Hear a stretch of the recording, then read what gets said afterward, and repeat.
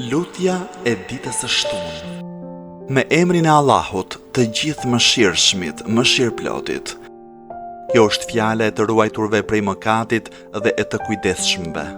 Kërkoj mbrojtje me Allahun prej shtypjes së tiranëve, prej mashtrimit të smirëzinjve e prej poshtërsisë së mizorëve. Vetëm Allahun falënderoj e lavdëroj me të gjitha falënderimet e lavdërimet e falëndëruesve e të lavdëruesve. O Zoti im, ti je një e i vetëm, pa shoke pa ortak. Ti je sunduesi absolut.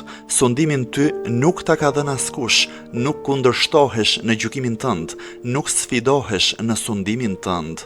Ty të lutem të madhështosh e të dhurosh paqe e shpëtim për Muhammedin, robin tënd e të dërguarin tënd.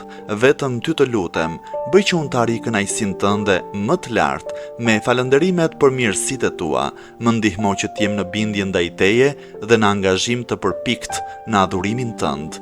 Bëj që unë të meritoj shpërblimin tënd me butësinë e kujdesit tënd.